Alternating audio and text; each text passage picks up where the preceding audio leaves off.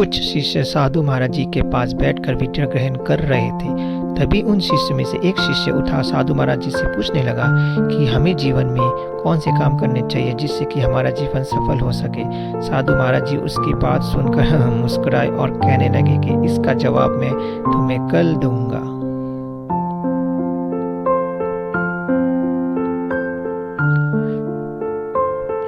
जब सुबह हुई तो साधु महाराज जी अपने शिष्यों को लेकर एक गांव में जा रहे थे। तभी साधु महाराज जी ने अपने शिष्यों से कहा कि तुम्हें घर घर जाकर भिक्षा मांगनी चाहिए और जब भिक्षा मिल जाए तो तुम्हें उस पेड़ के नीचे आकर उपस्थित होना होगा। जब सभी शिष्य भिक्षा मांगने के लिए निकल गए, किसी शिष्य को कुछ मिला और किसी दूसरे शिष्य को कुछ खाने में मिल गया और वो सब कुछ इकट्ठा करके उसी पेड़ के नीचे साधु महाराज जी से मिले।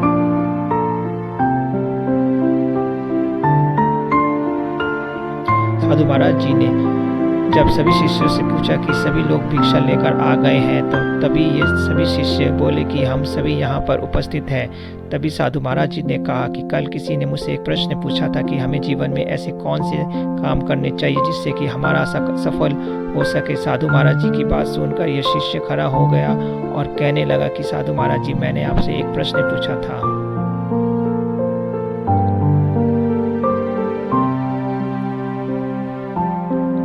तब साधु महाराज जी ने कहा कि आज तुम सभी लोग भिक्षा मांगने के लिए गांव में आए हुए थे। किसी ने अपने मन से भी भिक्षा दी होगी और किसी ने अपने मन से भिक्षा नहीं दी होगी। ये बात आप सभी लोग जानते हैं कि जिसमें अपने मन से भिक्षा को दिया है हमें उसी के अनुसार अपने जीवन में कार्य करने हैं।